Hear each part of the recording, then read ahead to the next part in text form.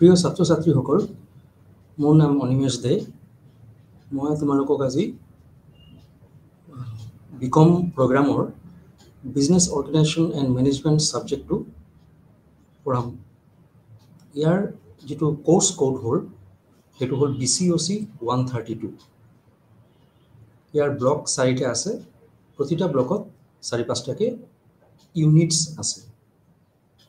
এতিয়া ব্লক 1 আৰু ইউনিট 1 আজি আমি আৰম্ভ কৰিম। ব্লক 1টো হ'ল ভাৰতীয় ব্যৱসায়ৰ ভেটি। ইংলিছত কোৱা হয় ফাউণ্ডেশ্যন অফ ইণ্ডিয়ান বিজনেছ। ইয়াৰ সম্বন্ধে কোৱা হৈছে ভাৰতীয় ব্যৱসায়ৰ ভেটি। তো এই ব্লক 1ৰ ভিতৰত যিটো চেপ্টাৰ 1 ইউনিট 1 সেইটো হ'ল ব্যৱসায়ৰ পৰিচয়, ইন্ট্ৰডাকশ্যন টু বিজনেছ। ব্যৱসায়ৰ পৰিচয় মানে আমি কি দেখিলে গম পাম যে এইটো এটা ব্যৱসায় প্ৰতিষ্ঠান, তাৰ পৰিচয়টো কি। তো এই ইউনিট 1 চেপ্টাৰ 1টোৱে আমি আজি আৰম্ভ কৰিব লৈছোঁ। ইয়াত প্ৰথমে হ'ল কাৰ্যকলাপ। ব্যৱসায় প্ৰতিষ্ঠানৰ বিভিন্ন ধৰণৰ কাৰ্যকলাপ। তো চোৱা এটা কথা যে কাৰ্যকলাপ যেতিয়া আমি কওঁ তেতিয়া কোনে কৰে কাৰ্যকলাপবোৰ? যিকোনো কাৰ্য মানুহেই কৰে, বেলেগ প্ৰাণীয়েতো নকৰে, মানুহেই কৰে। তো সেই মানুহৰ কৰা কাৰ্যকলাপক আমি প্ৰধানত দুটা ভাগে ভাগ কৰিব পাৰোঁ। এটা হ'ল ইকনমিক এক্টিভিটিজ মানে অৰ্থনৈতিক কাৰ্যকলাপ, আন এটা হ'ল নন ইকনমিক এক্টিভিটিজ অৰ্থনৈতিক কাৰ্যকলাপ। এতিয়া যিহেতু আমি কমাৰ্চৰ ছাবজেক্ট পঢ়ি আছোঁ বা তোমালোকেও কমাৰ্চৰ ষ্টুডেণ্ট হয়, সেইকাৰণে তোমালোকৰ কাৰণে নন ইকনমিক এক্টিভিটিজ মানে অৰ্থনৈতিক কাৰ্যকলাপবোৰ নুবুজিলেও হ'ব, কাৰণ ইয়াৰ গুৰুত্ব ইমান এটা বিজনেছত নাই, কমাৰ্চত নাই। কিয় নাই? কাৰণ সেই অৰ্থনৈতিক কামবোৰ কৰিলে মানিটাৰী গেইন নহয়, প্ৰফিট আৰ্ণ কৰা নহয়, লাভ নাপায়। যিবোৰ মানুহে অৰ্থনৈতিক কামবোৰ কৰে সিহঁতে কোনো লাভ নাপায়, কোনো টকা পইচা নাপায়, ইনকাম কৰিব নোৱাৰে। সেইকাৰণে এই ধৰণৰ অৰ্থনৈতিক কামবোৰ কৰিলে ব্যৱসায়ৰ কাৰণে ইমান গুৰুত্বপূৰ্ণ নহয়। কাৰণ ব্যৱসায় প্ৰতিষ্ঠানত সদায় এটাই উদ্দেশ্য থাকে, অৰ্থনৈতিক লাভ, প্ৰফিট, মানিটাৰী গেইন, সেইবোৰ লৈয়ে চিন্তা কৰে সদায়। সুতৰাং আমি অৰ্থনৈতিক কামবোৰ চাব নালাগে। তো আন এটা হ'ল অৰ্থনৈতিক কাম মানে ইকনমিক এক্টিভিটিজ। এতিয়া আমি প্ৰথমে বুজিব লাগিব যে ইকনমিক এক্টিভিটিজবোৰ কি কি, কাক কয় সেইটো। যিবোৰ কাৰ্য কৰিলে মানুহে কৰে, যিবোৰ কাৰ্য কৰিলে টকা পইচা ইনকাম কৰিব পাৰি, মানিটাৰী গেইন হয়, প্ৰফিট আৰ্ণ কৰিব পাৰি, সম্পদ আহৰণ কৰিব পাৰি, ৱেলথ জেনাৰেট কৰিব পাৰি, নিজৰ জীৱিকা নিৰ্বাহ কৰিব পাৰি, লিভলিহুড জীৱিকা নিৰ্বাহ কৰিব পাৰি, উন্নতি কৰিব পাৰি, পৰিয়ালটোক চলাব পাৰি, সেইবোৰ কাৰ্যকলাপকেই কোৱা হয় অৰ্থনৈতিক কাৰ্যকলাপ, ইকনমিক এক্টিভিটিজ। কাৰণ ইয়াৰ দ্বাৰা ইনকাম কৰি আছে মানুহে। তো এই হিউমেন এক্টিভিটিজ প্ৰথমে আমি কৈছিলোঁ যে মানুহৰ কাৰ্যকলাপ দুটা ভাগে ভাগ কৰা হয়, অৰ্থনৈতিক আৰু অৰ্থনৈতিক। এতিয়া অৰ্থনৈতিক কাৰ্যবিলাক যিটো আমি ক'লোঁ, যিটো আমি গুৰুত্ব দিম, সেইটোক আমি তিনিটা ভাগে ভাগ কৰিব পাৰোঁ। আকৌ তিনিটা ভাগে ভাগ কৰিব পাৰোঁ। এটা হ'ল ব্যৱসায়, 2 নম্বৰ হ'ল পেচা, আৰু 3 নম্বৰ হ'ল নিয়োগ মানে বিজনেছ, প্ৰফেশ্যন আৰু এমপ্লয়মেণ্ট। এতিয়া বিজনেছ মানে হ'ল ব্যৱসায় প্ৰতিষ্ঠান য'ত বিভিন্ন ধৰণৰ কাম কাজ কৰা হয়। সামগ্ৰী কিনা বেচা, ক্ৰয় বিক্ৰয় হয়, ষ্টক কৰি ৰখা হয়, জমাই ৰখা হয়, পিছত ফিউচাৰত বিক্ৰী কৰাৰ কাৰণে, পাৰ্চেজ, চেল, ডিষ্ট্ৰিবিউশ্যন, এইবিলাক সব ধৰণৰ কাৰ্যকলাপ বিজনেছত হয়। আৰু উদ্দেশ্য থাকে বিজনেছৰ লাভ অৰ্জন কৰা। সেইটো হ'ল আমি ব্যৱসায় চালোঁ, যিটো অৰ্থনৈতিক কাৰ্যকলাপৰ 1 নম্বৰ ভাগ, শ্ৰেণী বিভাগ। 2 নম্বৰ হ'ল পেছা, পেনশ্যন, প্ৰফেশ্যন। এতিয়া প্ৰফেশ্যন মানে হ'ল এটা উন্নত ধৰণৰ কাৰ্যকলাপ। কিছুমান মানুহ থাকে যিবোৰ কোৱালিফাইড, হাইলি কোৱালিফাইড, সিহঁতৰ স্পেচিয়েলাইজড ট্ৰেইনিং থাকে, উন্নত ধৰণৰ ট্ৰেইনিং থাকে, অভিজ্ঞতা থাকে নিজৰ নিজৰ কামত।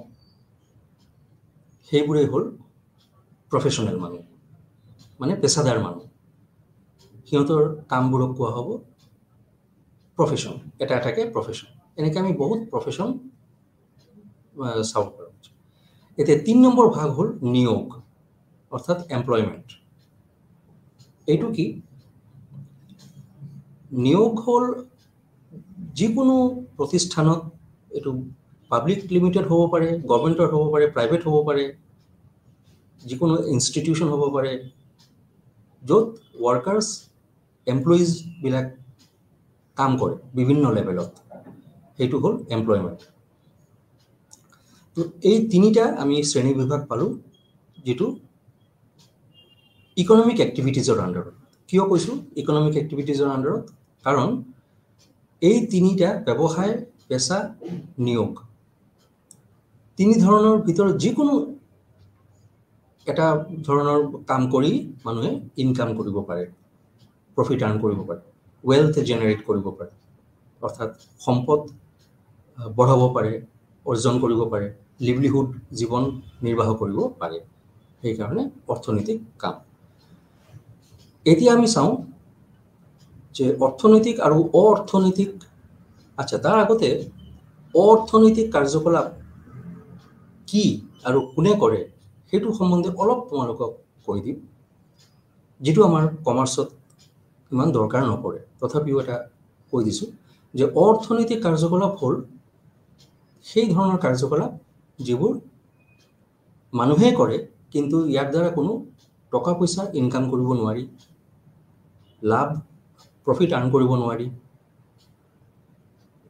ৱেলথ জেনেৰেট কৰিব নোৱাৰি, লিভলিহুড জীৱন নিৰ্বাহ কৰিব নোৱাৰি। তো সেইবোৰ কোনে কৰে তেনেহ'লে? ঘৰৰ মাইকী মানুহবিলাকে কৰে। যেনেকৈ ব্ৰেকফাষ্ট তৈৰি কৰা, লাঞ্চ তৈৰি কৰা, ডিনাৰ তৈৰি কৰা, স্কুললৈ পঠোৱা, অফিচলৈ পঠোৱা, ঘৰৰ যাৱতীয় সাংসাৰিক কাম কৰা, এইবোৰ হ'ল অৰ্থনৈতিক কাম। কিয়? কাৰণ এইবোৰ কাম কৰিলে সিহঁতে কোনো টকা নাপায়, কোনো লাভ নহয়, মানিটাৰী গেইন নহয়। সেইকাৰণে অৰ্থনৈতিক কাম বুলি কোৱা হৈছে। এতিয়া আমি মেইন টপিকত আহোঁ যে অৰ্থনৈতিক আৰু অৰ্থনৈতিক কাৰ্যকলাপৰ মাজত পাৰ্থক্য আমি তুলি ধৰিব পাৰোঁ। কিছুমান পাৰ্থক্য আছে, আমি ক'ব পাৰোঁ। সেই পাৰ্থক্যবোৰ যদি আমি চাব বিচাৰোঁ, তেনেহ'লে কেইটামান পইণ্ট আমি ডিছকাছ কৰিব লাগিব। সেই পইণ্টেৰে পাৰ্থক্যবোৰ আমি চাব পাৰিম। 1 নম্বৰ পইণ্ট হ'ল অৰ্থ, মানে মিনিং। অৰ্থনৈতিক সেই অৰ্থটো নহয়, অৰ্থ মানে মিনিং, সংজ্ঞা। তো আমি ইতিমধ্যে বুজিব পাৰিছোঁ যে অৰ্থনৈতিক কামবোৰ তাকে কোৱা হয় যাৰ দ্বাৰা প্ৰফিট আৰ্ণ কৰিব পাৰি, ইনকাম জেনেৰেট কৰিব পাৰি, ৱেলথ জেনেৰেট কৰিব পাৰি, লিভলিহুড জীৱন নিৰ্বাহ কৰিব পাৰি, সেইবোৰে হ'ল অৰ্থনৈতিক। তো ইয়াৰ এইটো মিনিং হৈ গ'ল, সংজ্ঞা হৈ গ'ল। আৰু অৰ্থনৈতিকৰ সংজ্ঞা হ'ল তাৰ বিপৰীত, যিবিলাক কাম কৰিলে একো অৰ্থ উপাৰ্জন কৰিব নোৱাৰি, লাভ পোৱা নাযায়, জীৱন নিৰ্বাহ কৰিব নোৱাৰি, মোট কথা টকা পইচা ইনকাম কৰিব নোৱাৰি। তো এই সংজ্ঞাৰে আমি অৰ্থনৈতিক আৰু অৰ্থনৈতিক কাৰ্যকলাপৰ ভিতৰত পাৰ্থক্য আনিব পাৰোঁ। এইটো বুজিব 1 নম্বৰ মিনিং। 2 নম্বৰ পইণ্ট হ'ল পাৰপাছ, মানে উদ্দেশ্য, যিটো পইণ্টত আমি সিহঁতৰ পাৰ্থক্যটো বুজিব পাৰিম। এতিয়া উদ্দেশ্য কি উদ্দেশ্যেৰে ইকনমিক এক্টিভিটিজবোৰ কৰা হয়, মানে অৰ্থনৈতিক কাম আৰু অ-অৰ্থনৈতিক কামবোৰ কৰা হয়, কি উদ্দেশ্যেৰে? এতিয়া চোৱা, অৰ্থনৈতিক কাম যিবিলাক মানুহে কৰে সিহঁতৰ উদ্দেশ্য হ'ল কামৰ শেষত অলপ টকা পোৱা, ইনকাম কৰা। যদি আমি ব্যৱসায় প্ৰতিষ্ঠান চাওঁ উদাহৰণস্বৰূপে, সিহঁতে বছৰৰ শেষত হিচাপ ওলায় যে এই বছৰটো যে আমি কাম কৰিলোঁ আমাৰ প্ৰফিট কিমান হ'ল, লাভ কিমান হ'ল, কিমান আমাৰ ইনকাম হ'ল। এই সদায় টকা পইচাৰেই সিহঁতে চব বস্তু চায়। তো এইটোৱে হ'ল তাৰ পাৰপাছ, উদ্দেশ্য। অৰ্থনৈতিক কাম যিবিলাক মানুহে কৰে, যে কিমান প্ৰফিট আৰ্ণ কৰিলে, কিমান ইনকাম জেনেৰেট কৰিলে। আনফালে যদি অ-অৰ্থনৈতিক কাম চাওঁ তেনেহ'লে আমি চাম যে ইয়াৰ উদ্দেশ্য হ'ল ছাৰ্ভিচ দিয়াটো, সেৱা আগবঢ়োৱাটো। অৰ্থনৈতিক কাম কিন্তু প্ৰফিট মটিভেটেড, প্ৰফিট জেনেৰেট কৰা, আৰু অ-অৰ্থনৈতিকৰ ছাৰ্ভিচ মটিভেটেড, সেৱা আগবঢ়োৱা। পূৰা উল্টাটো। কেনেদৰে সেৱা আগবঢ়ায়?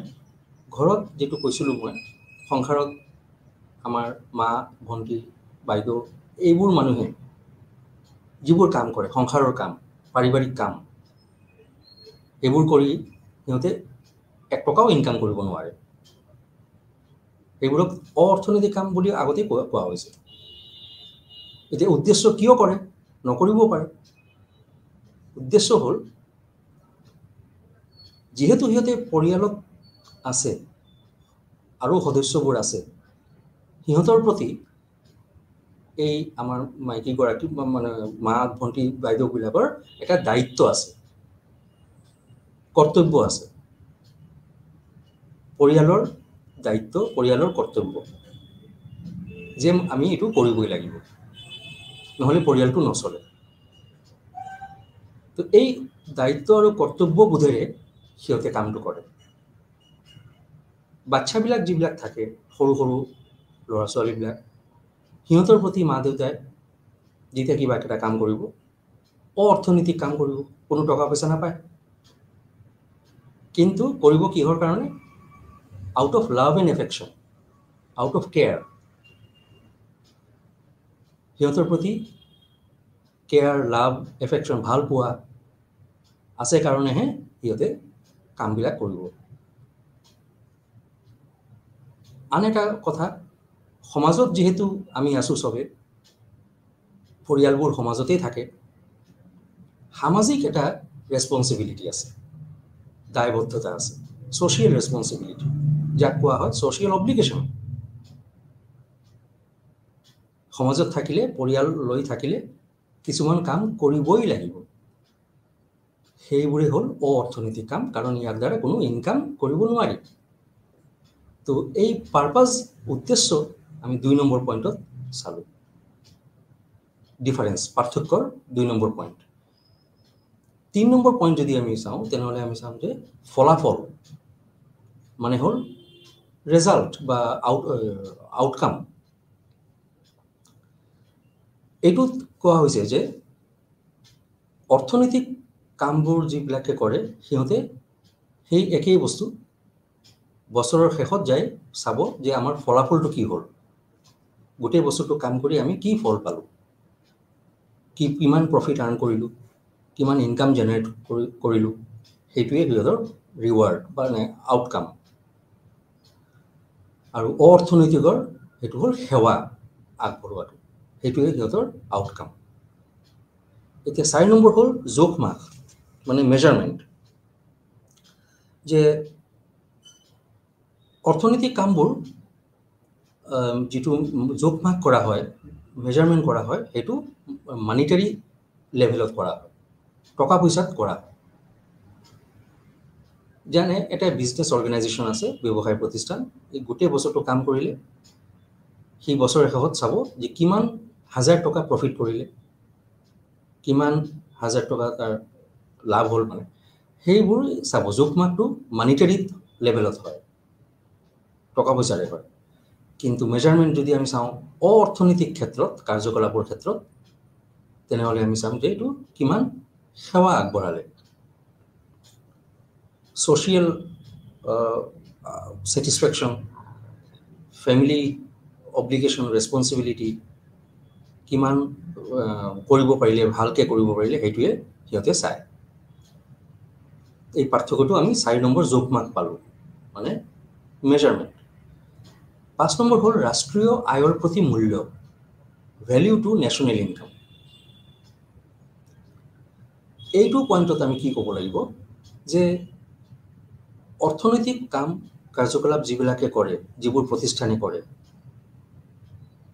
তাৰ পৰা যিটো সিহঁতৰ প্ৰফিট আৰ্ণ হয়, সেইটো ৰাষ্ট্ৰীয় ইনকামত এড কৰা হয়। It is added to the value of national income. ৰাষ্ট্ৰীয় আয় যেতিয়া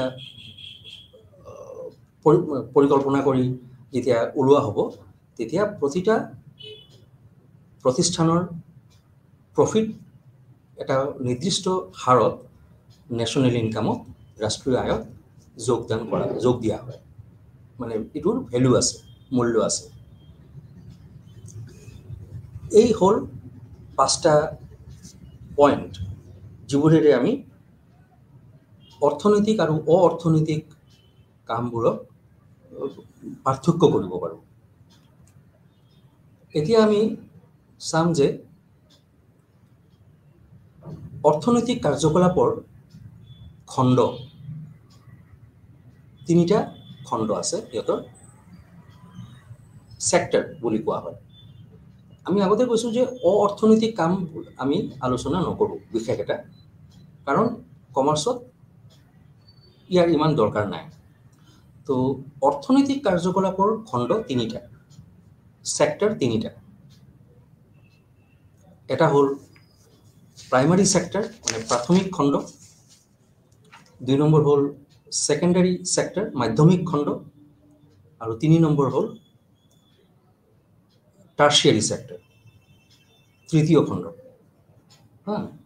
তো প্ৰাথমিক খণ্ড যিটো প্ৰাইমাৰী ছেক্টৰ, ইয়াৰ কাৰ্য কি? অৰ্থাৎ প্ৰাইমাৰী ছেক্টৰত, প্ৰাথমিক খণ্ডত যিবোৰ ব্যৱসায় প্ৰতিষ্ঠানবোৰ আছে, সেইবোৰে কি কাম কৰে? সিহঁতৰ প্ৰধান কাম হ'ল এটাই, কেঁচা মাল সিহঁতে সংগ্ৰহ কৰে। প্ৰাথমিক খণ্ডৰ ব্যৱসায় প্ৰতিষ্ঠানবোৰে কেঁচা মালবোৰ সংগ্ৰহ কৰে, সিহঁতৰ এইটোৱে কাম। সিহঁতে খালি বিচাৰিব চ'ৰ্চবিলাক, ক'ত মানে কেঁচা মাল পোৱা যায়, সেইবোৰে সিহঁতে বিচাৰিব, তাৰ পৰা কেঁচা মাল মানে সংগ্ৰহ কৰি আনিব, ইমানেই সিহঁতৰ কাম। দ্বিতীয় খণ্ড, যিটো মাধ্যমিক খণ্ড কোৱা হৈছে, ছেকেণ্ডাৰী ছেক্টৰ, ইয়াৰ কাম হ'ল কেঁচা মালবোৰ যে আনিলে প্ৰাইমাৰী ছেক্টৰে, সেইবোৰক টানি আনি সিহঁতৰ ফেক্টৰী, ইণ্ডাষ্ট্ৰীত প্ৰডাকশ্যনৰ কাৰণে থৈ দিয়া, টানি অনা হয়। কেঁচা মাল টানি আনি ব্যৱহাৰ কৰা হয় গুডছ প্ৰডাকশ্যন কৰাৰ কাৰণে, বয় বস্তু তৈৰি কৰাৰ কাৰণে। এইটো কৰে ছেকেণ্ডাৰী ছেক্টৰৰ বিজনেছবিলাকে, ব্যৱসায় প্ৰতিষ্ঠানবোৰ। আৰু তৃতীয় খণ্ড হ'ল টাৰ্চিয়াৰী ছেক্টৰ। এইটো ছেক্টৰত যিবোৰ প্ৰতিষ্ঠানবোৰ আছে, সিহঁতৰ কাম হ'ল এটাই, প্ৰাথমিক খণ্ড আৰু মাধ্যমিক খণ্ডক দুটাকেই সহায় কৰা। প্ৰাইমাৰী ছেক্টৰ আৰু ছেকেণ্ডাৰী ছেক্টৰ, এই দুটাকেই সহায় কৰা। এইটো হ'ল টাৰ্চিয়াৰী ছেক্টৰৰ কাম, প্ৰধান কাম। বিক্ৰী আৰু সহায় কাৰ্যকলাপ কৰা। এই হ'ল আমি 3টা ছেক্টৰ পালোঁ ইকনমিক এক্টিভিটিজৰ। অৰ্থনৈতিক কামৰ তিনিটা খণ্ড পালোঁ আৰু তিনিটা খণ্ডৰ কি কি প্ৰধান কাম আমি বুজিব পাৰিলোঁ। এতিয়া প্ৰথমে যেটো কৈছিলোঁ যে বিজনেছ, প্ৰফেশ্যন এণ্ড এমপ্লয়মেণ্ট, যেটো ইকনমিক এক্টিভিটিজৰ তিনিটা ভাগ আছিল, অৰ্থনৈতিক কাৰ্যকলাপৰ তিনিটা ভাগ আছিল, ব্যৱসায়, বৃত্তি আৰু নিয়োগ। এতিয়া আমি চাম যে এই তিনিটাৰ মাজত তুলনা কৰিব পাৰি, মানে কম্পেয়াৰ কৰিব পাৰি। প্ৰথমটো হ'ল, তুলনা কৰিব যদি লাগে তেনেহ'লে আমি কেইটামান পইণ্ট চাব পাৰিম ইয়াতে। 1 নম্বৰ পইণ্ট হ'ল প্ৰতিষ্ঠাৰ ধৰণ, মানে মোড অফ এষ্টাব্লিছমেণ্ট। এইটো পইণ্টত আমি এই তিনিটাকে, ব্যৱসায়, বৃত্তি আৰু নিয়োগক তুলনামূলক পাৰ্থক্য কৰিব পাৰোঁ, কম্পেয়াৰ কৰিব পাৰোঁ। কেনেকৈ চাওঁ? এতিয়া মোড অফ এষ্টাব্লিছমেণ্ট, ব্যৱসায় এটা কেনেকৈ এষ্টাব্লিছ হ'ব, প্ৰতিষ্ঠা কেনেকৈ কৰিব, সেই ব্যৱসায়ৰ যিজন মানুহ থাকিব, এণ্টাৰপ্ৰিনিয়াৰ বা বিজনেছমেন, মালিক, অ'নাৰ অফ দ্য বিজনেছ, তেওঁ সম্পূৰ্ণভাৱে ডিচিশ্যন ল'ব যে কেতিয়া তেওঁ বিজনেছ ষ্টাৰ্ট কৰিব, কি ধৰণৰ বিজনেছ কৰিব, ক'ত কৰিব, তাৰ চাইজটো কিমান হ'ব, সৰু হ'ব না মধ্যম মিডিয়াম হ'ব না ডাঙৰ হ'ব, গোটেইখিনি কথা তেওঁ চিন্তা কৰিব, বেলেগে তেওঁক একো সহায় নকৰে, কাৰণ তেওঁই তেওঁৰ ব্যৱসায়ৰ মালিক, অ'নাৰ অফ দ্য বিজনেছ। তো তেনেকৈ তেওঁ এষ্টাব্লিছ কৰে তেওঁৰ বিজনেছ। আমি তুলনা কৰি আছোঁ। এতিয়া চাওঁ প্ৰফেশ্যন। প্ৰফেশ্যনেল যিজন মানুহ, তেওঁৰ যেতিয়া চেম্বাৰ খুলিব, তেওঁৰ বা বিজনেছ খুলিব, সেইটো প্ৰফেশ্যনেল বডি এটা থাকে সিহঁতৰ, এপেক্স বডি, মানে একদম টপমোষ্ট বডি থাকে সিহঁতৰ পাৰ্টিকুলাৰ লাইন অফ এক্টিভিটিত। সিহঁতৰ পৰামৰ্শ অনুযায়ী, ডিৰেকশ্যন অনুযায়ীহে তেওঁ প্ৰফেশ্যনেলগৰাকীয়ে তেওঁৰ কৰিব পাৰিব, খুলিব পাৰিব, এষ্টাব্লিছ কৰিব পাৰিব। যেনেকৈ ডক্টৰ, এটা উদাহৰণ লৈছোঁ। ডক্টৰবিলাক প্ৰফেশ্যনেল মানুহ, তেওঁলোকৰ কাৰণে আমাৰ ভাৰতত এপেক্স বডি হ'ল IMA, ইণ্ডিয়ান মেডিকেল এছ'চিয়েশ্যন। সেইটোৱে পৰিচালনা কৰে গোটেই ডক্টৰ্ছবিলাকক। তো এজন ডক্টৰে যেতিয়া তেওঁৰ পেচা, বৃত্তি খুলিব বিচাৰিব, তেতিয়া IMAৰ দ্বাৰা যিবোৰ পৰামৰ্শ আছে, ডিৰেকশ্যনবিলাক আছে, সেই তেনেকৈ তেওঁ বিজনেছ খুলিব পাৰিব, কৰিব লাগিব, তেনেকৈ এষ্টাব্লিছ কৰিব পাৰিব। তো ব্যৱসায় হ'ল, বৃত্তি হ'ল, এতিয়া হ'ল নিয়োগ, মানে এমপ্লয়মেণ্ট।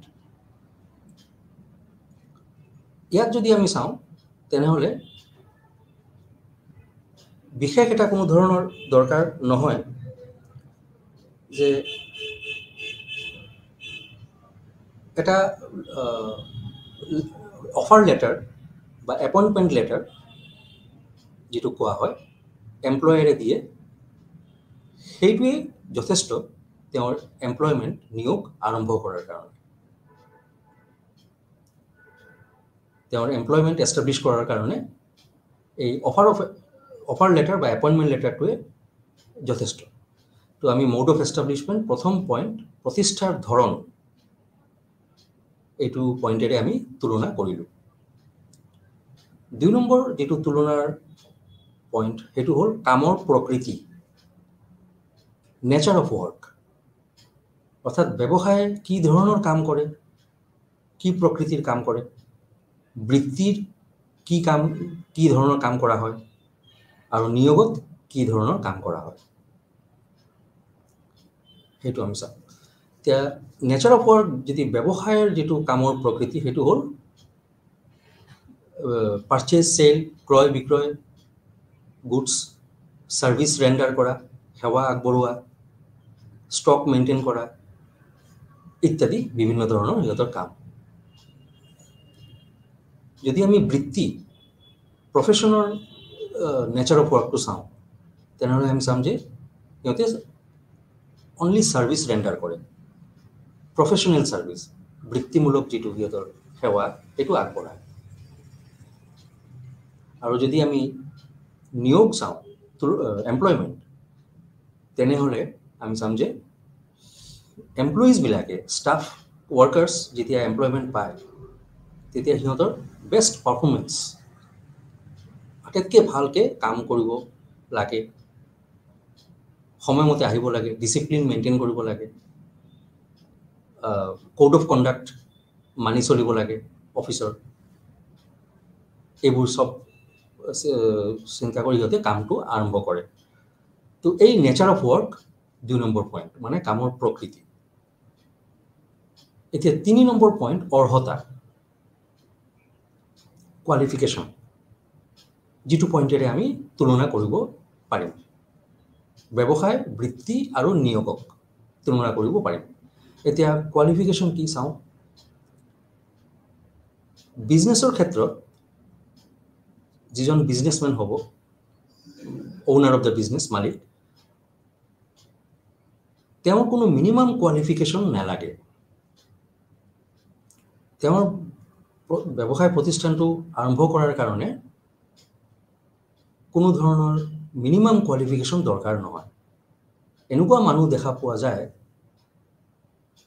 যে নিৰক্ষৰ মানুহ, অনলি চহী কৰিব পাৰে, তেওঁ বিজনেছ কৰি আছে আৰু বহু টকা ইনকাম কৰি আছে।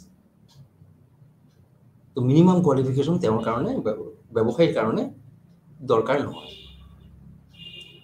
এতিয়া যদি আমি চাওঁ বৃত্তি, প্ৰফেশ্যন, তাত আমি চাব পাৰিম যে এজন প্ৰফেশ্যনেল মানুহ তাকে কোৱা হয় যাৰ হাই কোৱালিফিকেশ্যন আছে, যিকোনো এটা লাইনত হাইলি কোৱালিফাইড মানুহ, এক্সপিৰিয়েঞ্চ বেছি, অভিজ্ঞতা বেছি সেইটো লাইনত, অৰ্হতা, দক্ষতা বেছি, এক্সপাৰ্ট, তেওঁ বহুত জ্ঞান আছে সেইটো লাইনত, তেনেদৰে মানুহেই প্ৰফেশ্যনেল বুলি কোৱা হয় আৰু প্ৰফেশ্যনেল ছাৰ্ভিচ দিয়ে। তেওঁৰ কাৰণে কোৱালিফিকেশ্যন এইটো লাগে, বহুত বেছি কোৱালিফিকেশ্যন লাগে। আৰু যদি আমি চাওঁ নিয়োগ, এমপ্লয়মেণ্ট, তাত আমি চাব পাৰিম যে মিনিমাম গ্ৰেজুৱেশ্যন দৰকাৰ হয়, স্নাতকোত্তৰ যিটো ডিগ্ৰী বুলি কোৱা হয়, স্নাতক ডিগ্ৰী, সেইটো মিনিমাম লাগে চাকৰিৰ ক্ষেত্ৰত। অথবা যিটো অফিচত কাম কৰিব ওলাইছে সেই অফিচৰ নিয়ম অনুযায়ী, এমপ্লয়াৰৰ দৰকাৰ অনুযায়ী তেওঁৰ কোৱালিফিকেশ্যনটো দৰকাৰ হ'ব। এমপ্লয়াৰে কৈ দিব যে এনেকুৱা কোৱালিফিকেশ্যনৰ মানুহে আমি বিচাৰোঁ, ইমান বছৰৰ দক্ষতা থাকিব লাগিব, সেই মানুহবোৰক আমি বিচাৰোঁ, এনেকৈ কিছুমান ডাইৰেকশ্যন দি দিয়ে। সেইমতে মানুহবিলাকে এমপ্লয়মেণ্ট পায়। এইটো হ'ল কোৱালিফিকেশ্যনৰ আমি 3টা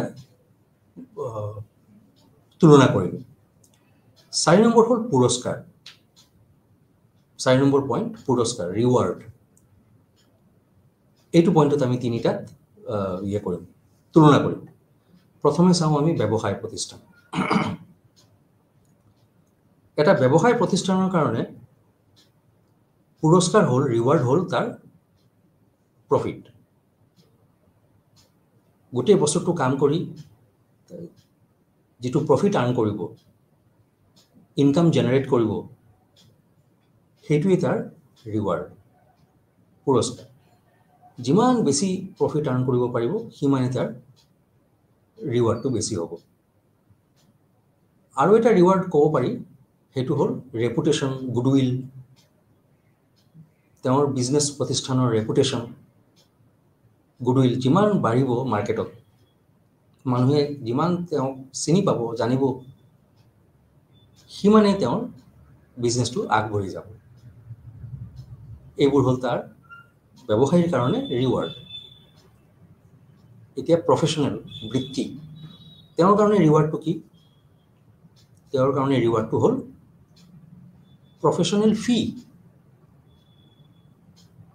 তেওঁ যিটো চেম্বাৰত বহি আছে, ক্লায়েণ্ট আহে,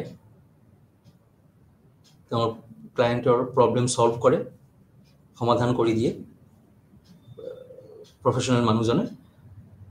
এই সেৱা আগবঢ়ালে, এই সেৱা আগবঢ়োৱাৰ কাৰণে তেওঁ যিটো ফি চাৰ্জ কৰিব, এইটো প্ৰফেশ্যনেল ফি কোৱা হয়, এইটো তেওঁ পাব ক্লায়েণ্টৰ পৰা। এই প্ৰফেশ্যনেল ফিটোৱে হ'ল তেওঁৰ কাৰণে ৰিৱাৰ্ড, পুৰস্কাৰ। এতিয়া আমি চাওঁ নিয়োগ, এমপ্লয়মেণ্ট। এমপ্লয়মেণ্টত অতি সহজ, ষ্টাফ, ৱৰ্কাৰ্ছ, এমপ্লয়িজ এইবোৰে গোটেই মাহটো কাম কৰি কি পায়? দৰমহা পায়, কিছুমানে মজুৰি পায়। এই মজুৰি পোৱা, দৰমহা পোৱা মাহৰ শেষত, এইবোৰে হ'ল ষ্টাফ, ৱৰ্কাৰ, এমপ্লয়িৰ কাৰণে এমপ্লয়মেণ্টৰ ক্ষেত্ৰত তাৰমানে পুৰস্কাৰ, ৰিৱাৰ্ড। 4টা পইণ্ট আমি ডিছকাছ কৰিলোঁ। বৃত্তি, ব্যৱসায় আৰু নিয়োগৰ তুলনা কৰাৰ কাৰণে। এতিয়া 5 নম্বৰ পইণ্ট হ'ল মূলধনী বিনিয়োগ, মূলধন বিনিয়োগ মানে যিটো কয় কেপিটেল ইনভেষ্টমেণ্ট। এইটো মষ্ট ইম্পৰ্টেণ্ট এটা টাৰ্ম। এইটোৰে আমি তুলনা কৰিব পাৰোঁ। এটা ব্যৱসায় প্ৰতিষ্ঠানৰ কাৰণে কেপিটেল ইনভেষ্টমেণ্ট, মূলধন বিনিয়োগ অতি গুৰুত্বপূৰ্ণ। যিমান মূলধন তেওঁৰ বিজনেছত খটাব পাৰিব, সিমানে তেওঁৰ লাভ বেছি হ'ব, তেওঁৰ কাম কাজ বেছি হ'ব, লাভ বেছি হ'ব। এতিয়া মূলধন ক'ৰ পৰা পাব? তেওঁৰ নিজৰ মূলধনো হ'ব পাৰে, তেওঁৰ পৰিয়ালৰ কোনো সদস্যৰ হ'ব পাৰে, ধাৰ কৰি বিজনেছত লগালে, তেওঁৰ বন্ধু বান্ধৱৰ পৰা ধাৰ কৰি বিজনেছত লগালে, তেওঁৰ ৰিলেটিভছৰ পৰা ধাৰ কৰি বিজনেছত লগালে, বেংকৰ পৰা ধাৰ কৰি লোন লয় আজিকালি মানুহে, বিজনেছ প্ৰতিষ্ঠানৰ ধাৰ কৰি লোন লৈ বিজনেছত লগালে। ফাইনেন্সিয়েল ইনষ্টিটিউশ্যনবোৰ আছে, তাৰ পৰাও লোন ল'ব পাৰি বিজনেছ চালু কৰাৰ কাৰণে, বিজনেছত খটায়। তো কেপিটেল ইনভেষ্টমেণ্ট এটা ব্যৱসায়ৰ প্ৰতিষ্ঠানৰ কাৰণে অতি অতি গুৰুত্বপূৰ্ণ এটা পইণ্ট। এতিয়া আমি চাওঁ বৃত্তি মানে প্ৰফেশ্যন। তাত কেপিটেল ইনভেষ্টমেণ্ট ইমান এটা দৰকাৰ নহয়। ব্যৱসায় প্ৰতিষ্ঠানৰ কাৰণে যিমান দৰকাৰ হয়, প্ৰফেশ্যন আৰু এমপ্লয়মেণ্ট এই দুটাৰ ক্ষেত্ৰত কেপিটেল ইনভেষ্টমেণ্ট, এমপ্লয়মেণ্টৰ ক্ষেত্ৰতো একেবাৰেই দৰকাৰ নহয়, প্ৰফেশ্যনৰ ক্ষেত্ৰত অলপ কেপিটেল হ'লেই হৈ যায়, কিন্তু এমপ্লয়মেণ্টৰ ক্ষেত্ৰত কেপিটেল ইনভেষ্টমেণ্ট দৰকাৰেই নহয়। তো আমি এই তুলনামূলকভাৱে আমি তিনিটাৰ তুলনা কৰিলোঁ যে বিজনেছত কেপিটেল ইনভেষ্টমেণ্ট ইজ মাষ্ট, মোৰ এণ্ড মোৰ কেপিটেল ইনভেষ্টমেণ্ট, প্ৰফেশ্যনত লিটিল ইনভেষ্টমেণ্ট, আৰু এমপ্লয়মেণ্টত ন' ইনভেষ্টমেণ্ট এট অল। এতিয়া হ'ল 6 নম্বৰ পইণ্ট, এইটো হ'ল ৰিস্ক ফেক্টৰ, বিপদৰ কাৰক বুলি কোৱা হৈছে, বিপদৰ কাৰক, ৰিস্ক ফেক্টৰ। এইটোও গুৰুত্বপূৰ্ণ এটা পইণ্ট।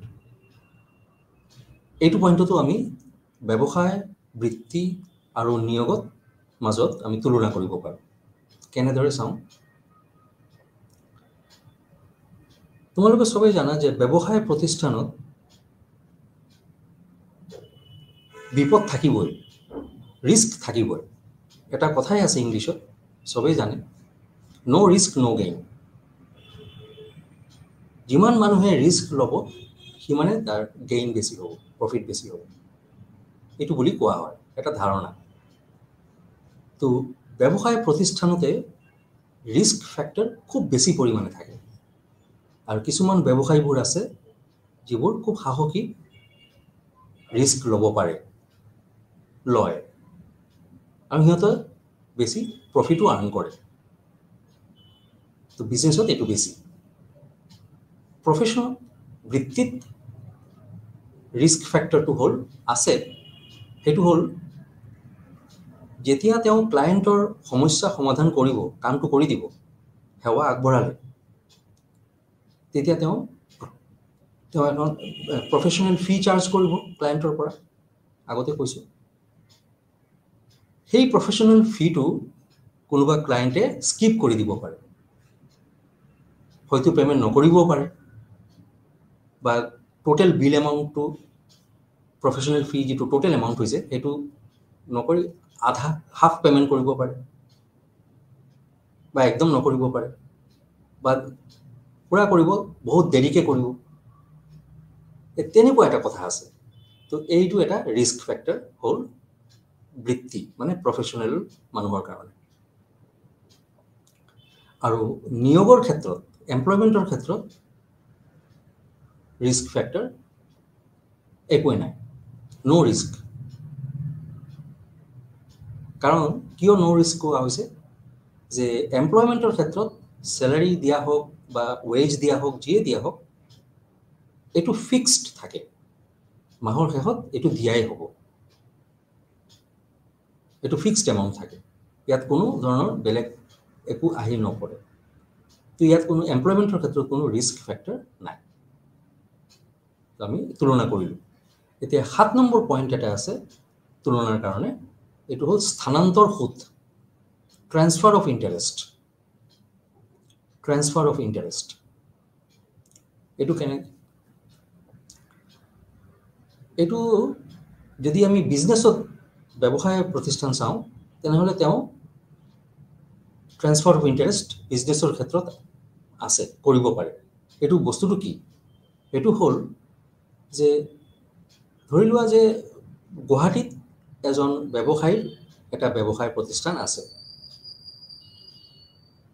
তেওঁ যদি বিচাৰে যে বেলেগ এটা ঠাইত বেলেগ এটা ৰাজ্যত ভাৰতৰ বেলেগ এটা ৰাজ্যত তেওঁ এটা ব্ৰাঞ্চ অফিচ খুলিব বা মাৰ্কেটিং ডিভিজন খুলিব যিকোনো এনেকৈ খুলিব তেওঁ এইটো কৰিব পাৰে অৱশ্যে কিছুমান আইনগতভাৱে ফৰ্মেলিটিজ আছে সেইবোৰ তেওঁ ফ'ল' কৰিব লাগিব কিন্তু তেওঁ এই কামটো কৰিব পাৰিব এটা জেগাত দুটা জেগাতো তেওঁ ব্যৱসায় প্ৰতিষ্ঠানটো খুলিব পাৰিব ব্ৰাঞ্চ আনকি বিদেশতো তেওঁ তেওঁৰ ব্যৱসায় প্ৰতিষ্ঠান খুলিব পাৰে তো ব্যৱসায় প্ৰতিষ্ঠানৰ ক্ষেত্ৰত ট্ৰান্সফাৰ অফ ইণ্টাৰেষ্ট প্ৰযোজ্য হয় এতিয়া আমি চাওঁ বৃত্তি প্ৰফেশ্যনেল যিবিলাক মানুহ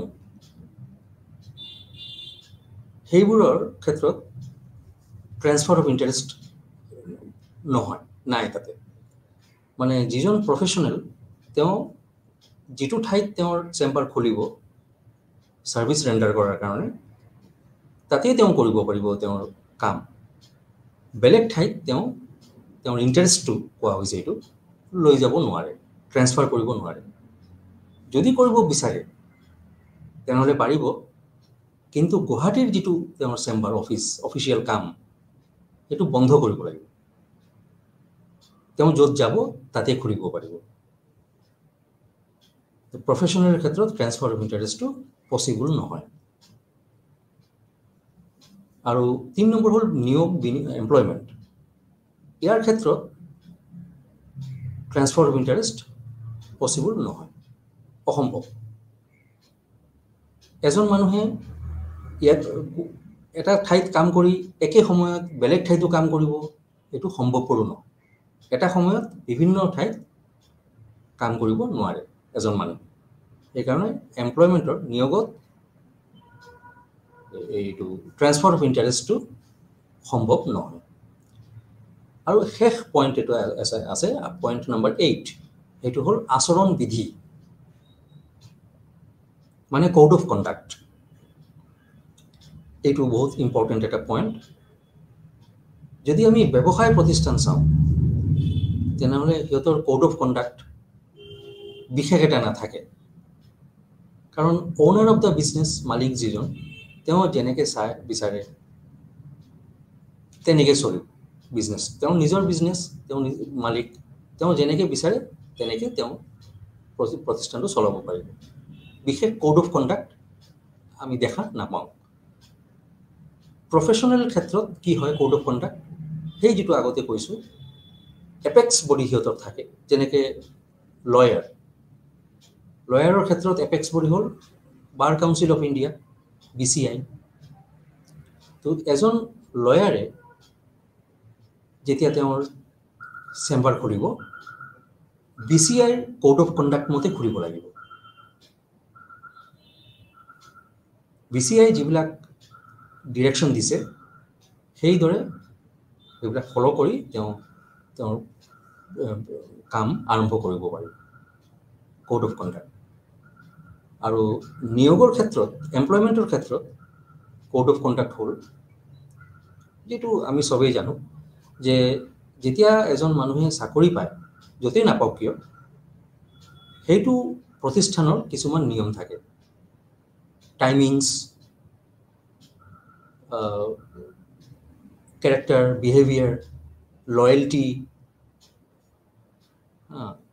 এইবোৰ হ'ল ষ্টাফ এমপ্লয়ীবিলাকৰ কাৰণে কোড অফ কণ্ডাক্ট। এইবোৰ টাইমিং মেইনটেইন কৰি আহিব লাগিব, কাম কাজ ভালকৈ, পাৰফৰ্মেঞ্চটো ভালকৈ দিব লাগিব, ছিনিয়ৰবিলাকক সন্মান কৰি তেওঁলোকৰ আদেশমতে কাম কৰিব লাগিব, তেওঁৰ চৰিত্ৰ, ব্যৱহাৰ এইবোৰ ভাল হ'ব লাগিব। তো এমপ্লয়মেণ্টৰ ক্ষেত্ৰত আমি এইবোৰ কোড অফ কণ্ডাক্ট দেখা পাওঁ। এতিয়া হ'ল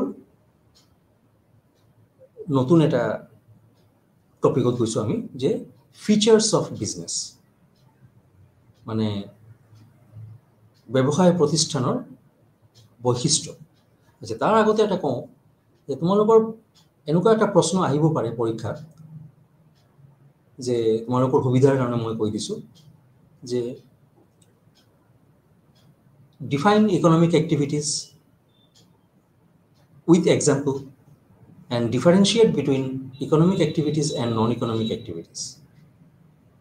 এই প্ৰশ্নটো খুব ইম্পৰ্টেণ্ট আহিব পাৰে, যে অৰ্থনৈতিক কাম কি, অ-অৰ্থনৈতিক কাম কি, অৰ্থনৈতিক কামৰ উদাহৰণ কিছুমান দিয়া, অৰ্থনৈতিক আৰু অ-অৰ্থনৈতিক কামৰ ভিতৰত পাৰ্থক্য কি কি বুজাই দিয়া চমুকৈ।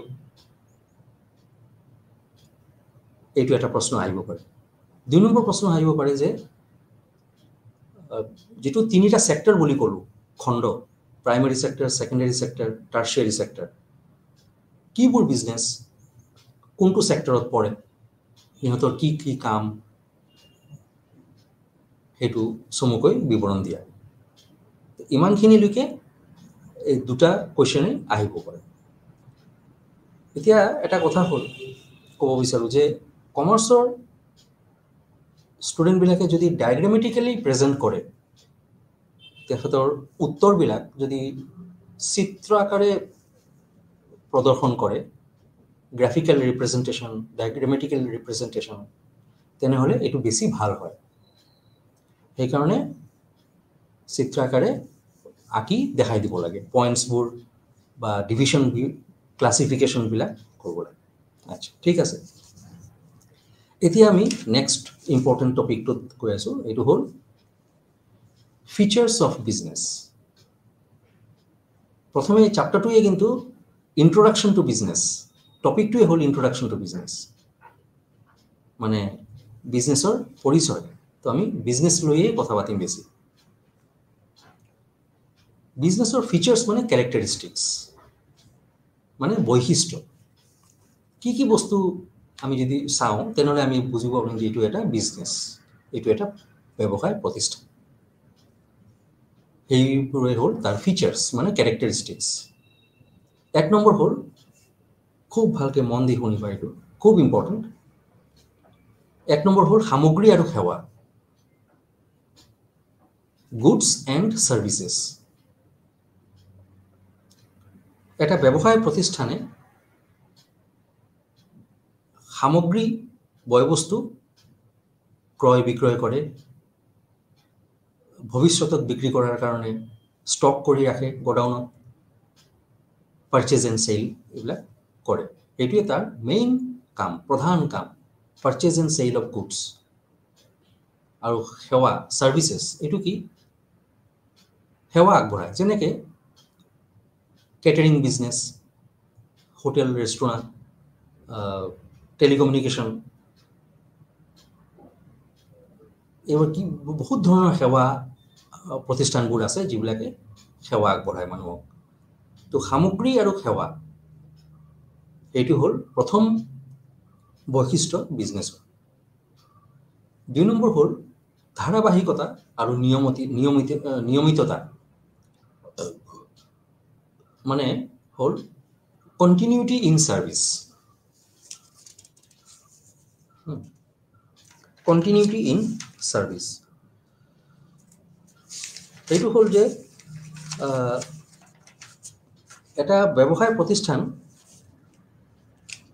এটা কম সময়ৰ কাৰণে নুখোলে। কেতিয়াও অ'নাৰ অফ দ্য বিজনেছ যিজন, তেওঁৰ উদ্দেশ্য নাথাকে যে মই অলপ কেইদিনমানৰ কাৰণে বা অলপ 1 বছৰ 2 বছৰ 5 বছৰৰ কাৰণে মই বিজনেছটো খুলিম। এইটো তেখেতৰ কেতিয়াও উদ্দেশ্য নাথাকে।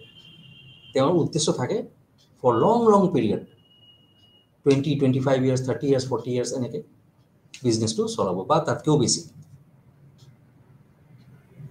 মানে তেওঁৰ বিজনেছত কণ্টিনিউটি থাকিব, লংজিভিটি থাকিব। তো যিবোৰ প্ৰতিষ্ঠানত আমি এইটো দেখা পাওঁ, সেইটোৱে হ'ল বিজনেছ অৰ্গেনাইজেশ্যন বা ব্যৱসায় প্ৰতিষ্ঠান। মানে ধাৰাবাহিকতা থাকিব, কণ্টিনিউটি থাকিব। 3 নম্বৰ হ'ল লাভৰ উদ্দেশ্য, মানে প্ৰফিট মটিভ। এইটো আমি চবেই জানো যে ব্যৱসায় প্ৰতিষ্ঠানৰ প্ৰধান লক্ষ্য হ'ল প্ৰফিট আৰ্ণ কৰা। যিমান বেছি প্ৰফিট আৰ্ণ কৰিব সিমানেই তেওঁৰ কাৰণে ভাল। এইটো তেওঁৰ প্ৰধান উদ্দেশ্য থাকে। তেওঁৰ কাম কাজ কৰি কিমান লাভ বেছিকৈ উপাৰ্জন কৰিব পাৰে সেইটোৱে তেওঁৰ উদ্দেশ্য থাকে। তেনেকৈ তেওঁ কাম কৰে। 4 নম্বৰ হ'ল ফিচাৰ, মানে বৈশিষ্ট্য, বিপদৰ উপাদান, মানে ৰিস্ক ফেক্টৰ। অলপ আগতে মই এইটো আলোচনা কৰিছোঁ যে ব্যৱসায় প্ৰতিষ্ঠানত বিপদৰ কাৰক বা উপাদান যথেষ্ট বেছি থাকে, বহুতেই বেছি থাকে। এটা ব্যৱসায়ত ৰিস্ক ফেক্টৰ থাকিবই। সেই ব্যৱসায়ৰ মালিকজনে যদি ৰিস্ক ল'ব নিবিচাৰে, তেওঁ প্ৰফিট বেছিকৈ আৰ্ণ কৰিব নোৱাৰে। যিমান বেছি ৰিস্ক ল'ব তেওঁৰ কামত, তেওঁৰ প্ৰফিট বেছি হ'ব। এটা এক্সাম্পল, মাৰ্কেটত যেতিয়া নতুন গুডছবিলাক কোম্পানীবিলাকে প্লেচ কৰে, প্ৰডাক্টছ,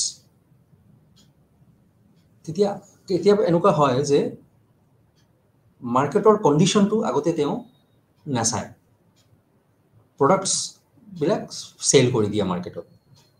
কি ধৰণৰ ডিমাণ্ড আছে, প্ৰডাক্টটো চলিবনে নাই, কি ৰেছপন্স পাব কাষ্টমাৰৰ পৰা, ইমান এটা কথা তেওঁ চিন্তা নকৰে বা সময়ো নাপায়। তো এটা ৰিস্ক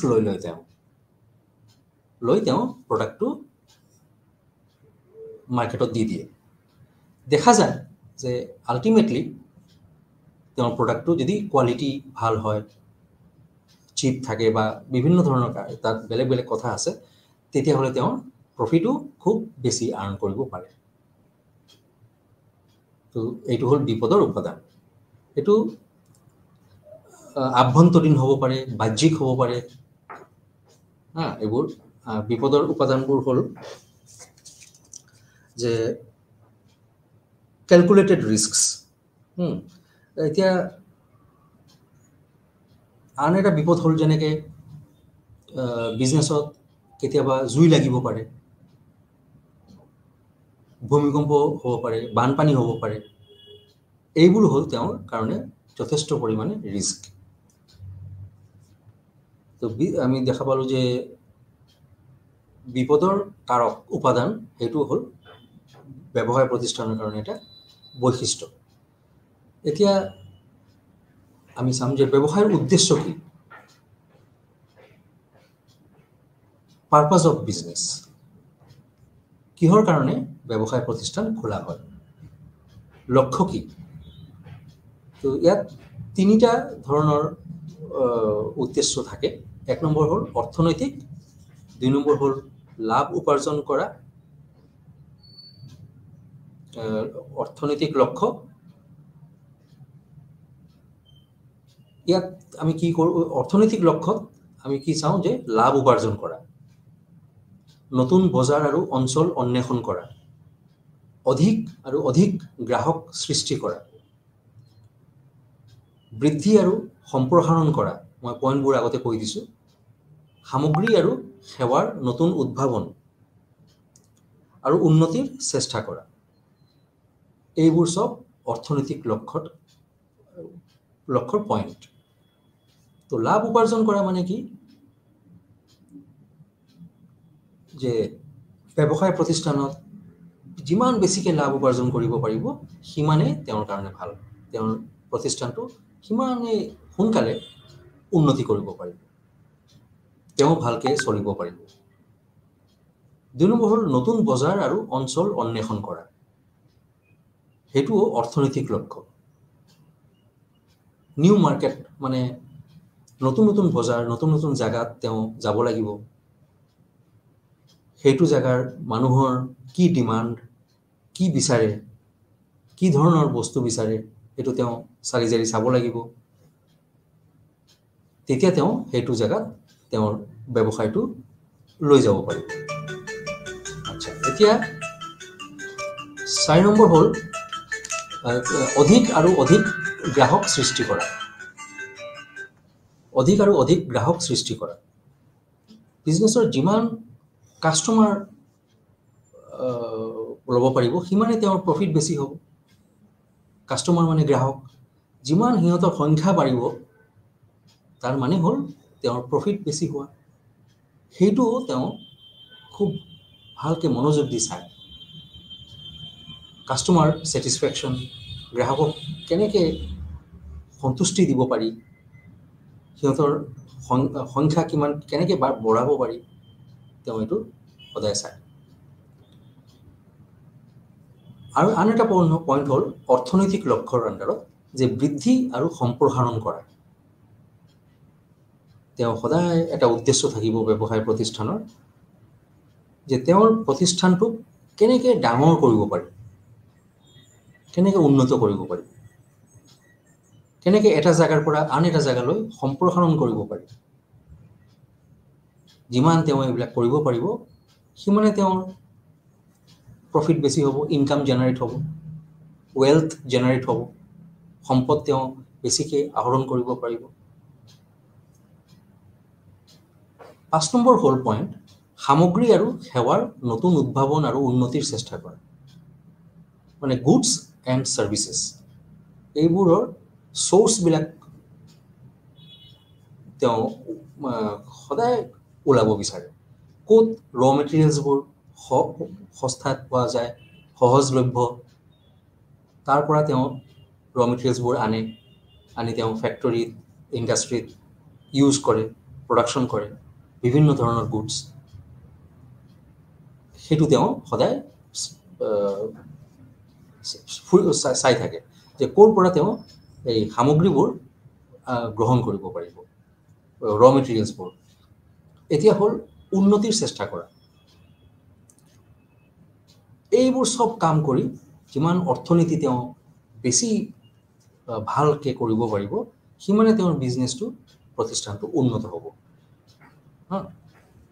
এইটো হ'ল আমি অৰ্থনৈতিক লক্ষ্য আমি পঢ়িলোঁ। ব্যৱসায়ৰ উদ্দেশ্যৰ ভিতৰত অৰ্থনৈতিক লক্ষ্য, এইটো প্ৰধান উদ্দেশ্য থাকে তেওঁ। 2 নম্বৰ যিটো ব্যৱসায়ৰ উদ্দেশ্য এইটো হ'ল সামাজিক উদ্দেশ্য। সোশিয়াল পাৰপাস, এইটো কিন্তু খুব ইম্পৰ্টেণ্ট এটা পইণ্ট। সামাজিক উদ্দেশ্যৰ ভিতৰত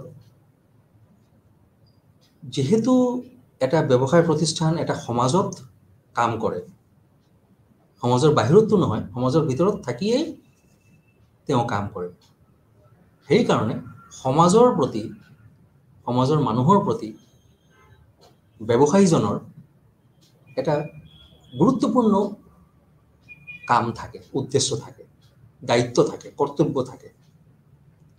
তোমালোকে হয়তো এটা টাৰ্ম শুনিছা, CSR, corporate social responsibility, CSR, corporate social responsibility. এইটোৱে হ'ল মই যিটো এতিয়া কৈ আছোঁ, সামাজিক উদ্দেশ্য, কোম্পানীবিলাকৰ, বিজনেছবিলাকৰ সামাজিক উদ্দেশ্য, মানে সমাজত থাকি সমাজৰ কল্যাণৰ কাৰণে, মংগলৰ কাৰণে, উন্নতিৰ কাৰণে তেওঁ কিছুমান কৰ্তব্য আছে, সেইটো তেওঁ পালন কৰিব লাগিব। যেনেকৈ সেই সমাজত যিবোৰ ল'ৰা ছোৱালী আছে, শিক্ষিত ল'ৰা ছোৱালী, সিহঁতক পাৰিলে তেওঁ কাম দিব লাগিব, তেওঁৰ প্ৰতিষ্ঠানত চাকৰি দিব লাগিব।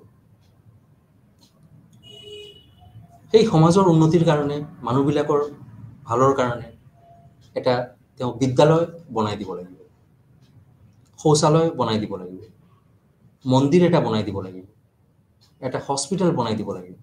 বনাই দিব লাগিব মানে তেওঁ মানে এইটো কৰ্তব্য, তেওঁৰ দায়িত্ব।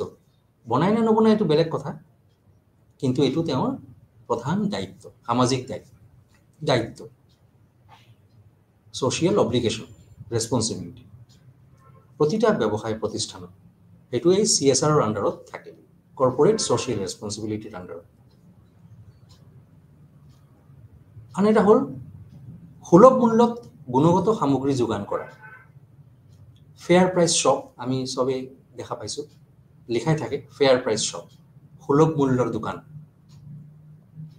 ইয়াত অতি কম দামত বস্তু বিক্ৰী কৰে ব্যৱসায় প্ৰতিষ্ঠানবোৰে। গভৰ্ণমেণ্ট ছাপ্লাইবিলাক ফেয়াৰ প্ৰাইচ শ্বপৰ মাধ্যমেৰে কাষ্টমাৰৰ ওচৰত যায়। বিভিন্ন ধৰণৰ বস্তু, চেনি, কেৰাচিন তেল, এনেধৰণৰ যি দৈনন্দিন জীৱনৰ যিটো মানুহৰ দৰকাৰ হয় সামগ্ৰী, সেইবোৰ ফেয়াৰ প্ৰাইচ শ্বপেৰে তেওঁলোকে পায়। তো বিজনেছ প্ৰতিষ্ঠানৰ এই মালিকজনৰ এটা উদ্দেশ্যই থাকিব, ব্যৱসায়ত তেওঁৰ উদ্দেশ্য থাকিব যে সুলভ মূল্যত, একদম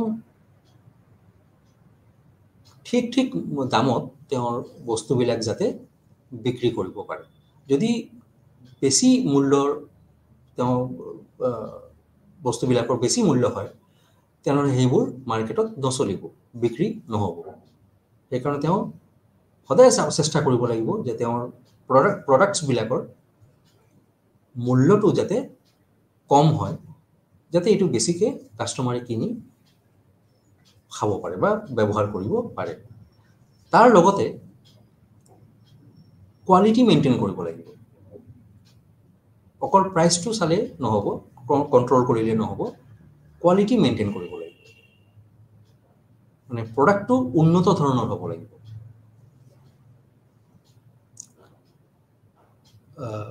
যিকোনো প্ৰডাক্ট কৰিলে নহ'ব, বিক্ৰী নহ'ব। মানে যদি তাৰ মানদণ্ডটো ভাল নহয়, গুণগত মানদণ্ড, তেনেহ'লে সেইটো নচলিব প্ৰডাক্টটো। আন এটা হ'ল ন্যায্য নিশ্চিত কৰা, মানে ROI, ৰিটাৰ্ণ অন ইনভেষ্টমেণ্ট।